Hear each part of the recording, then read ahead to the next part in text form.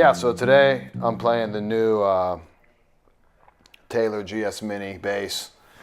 And unlike the kind of like the original version of it, which had a Sitka spruce top and layered sapele backs and sides, this has the Sitka spruce but with a layered maple back and sides, which look really good. A little bit of like, what do I call it? Yeah, a little bit of flame to it. Looks really nice. Sounds great. The maple gives it a little bit more upper mid-range character to it. So you get some nice low end and a little bit more like top end cut when you dig into it a little bit more. Still sounds really round. You can get some kind of like upright sort of sounds with it when you play up front here, and as you dig in the back.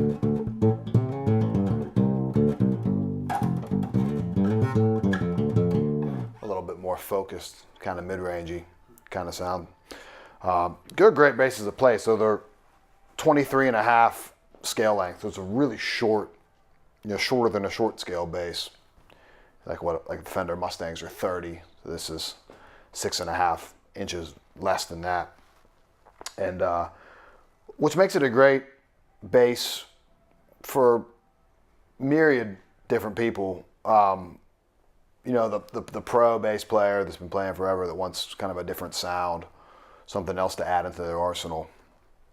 This gives you that, because you do get that sort of upright acoustic-y, obviously acoustic, but you get that upright kind of sound to it.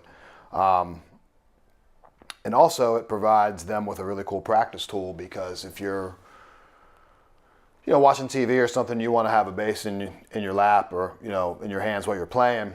You don't have to plug it in, and you get enough sound out of it that you can kind of tell what you're doing. It's always kind of a bane of the bass player there, where you don't really have the, you can't just pluck away at it while you're watching TV. You don't get enough volume out of it. So that's a cool feature. It's great for the guitar player that's looking for a bass, because it is a shorter scale.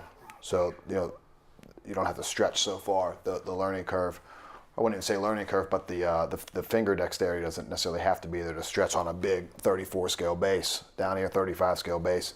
Down here, I mean, you can get, big spans over the frets. Or like for the kid that's, just starting to play, it's super accessible, other than having like the acoustic body you have to get around, which is minimal, it's pretty small.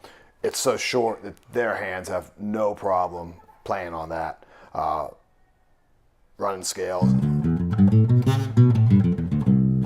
Simple for anyone just beginning to play bass.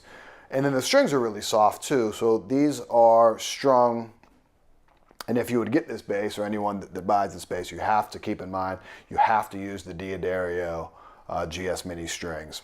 It's like a nylon core wrapped with the phosphor bronze. You can't put regular strings on this. You'll do some real damage to the bridge and to the neck. But they're very soft, so they're easy to play. They're soft on this hand, super easy to bend. Not that entry-level students are going to be doing that type of thing, but it's very, very easy to play.